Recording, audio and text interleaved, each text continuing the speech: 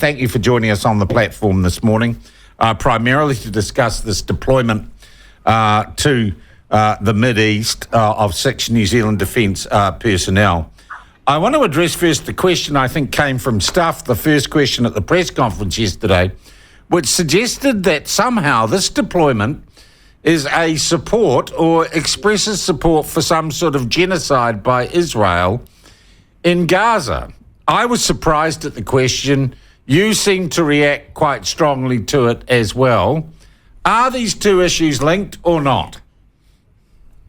Well, of course they're not linked, and the evidence for that is that this has been going on in terms of this terrorist piracy in the Red Sea for a long time before the Gaza invasion or the Gaza response that arose last year.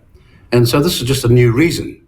And we've been engaged more intensely since 2013 under different governments. And so the kind of lefty shill nonsense you heard at question time yesterday from the mainstream media belittles our country and belittles our response and belittles the issue that people should be concerned about. And hundreds of millions of people are going to suffer dramatically from this sort of behavior, which wasn't, when it came to a test at the United Nations, supported by Russia or China. That's our evidence. But yesterday at that question time, I was aghast at how pathetic and how misfocused and how nonsensical some of the questions were, which were a statement which demanded that people agreed with them. They were wrong then and they're wrong now, and they were wrong historically. All right. So you say that the two aren't linked. I accept that. I don't think it was proven yesterday by the mainstream media. We've sent 6 people. And I understand the need for security considerations. Were we asked for these specific 6 people or people with their skills? Have we been in a discussion with others about what we might contribute? How did this come about?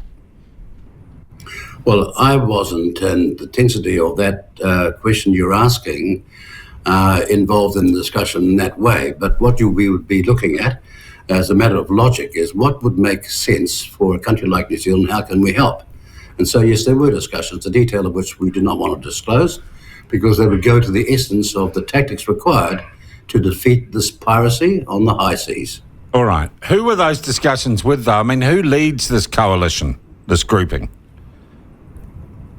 Well, those countries that have put the effort in the first place, the United States and the UK. But other countries like Canada and Australia are involved as well. All right.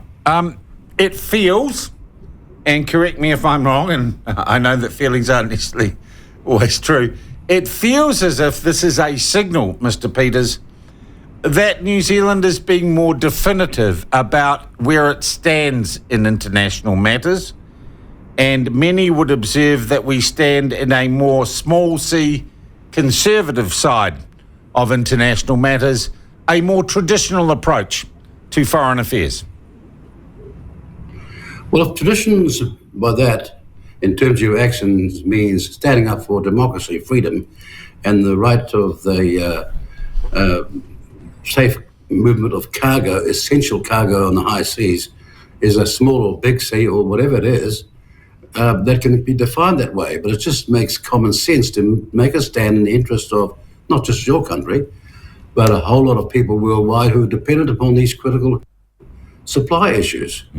What I find astonishing is that there should be all this so-called expert reaction, and the experts in inverted commas, from so many people who don't seem to understand historically the stance we made under successive governments a long time ago. I wonder if you could ask, our resident expert, Robert Patman, I think made some implied criticisms today. He said, how can you support the Houthis while calling for a 2-state solution and wanting a ceasefire in Gaza? And he most certainly says that he believes the rest of the world and the international community does conflate the two issues. No. What is being conflated here is that sort of comment by people who say this could mean this.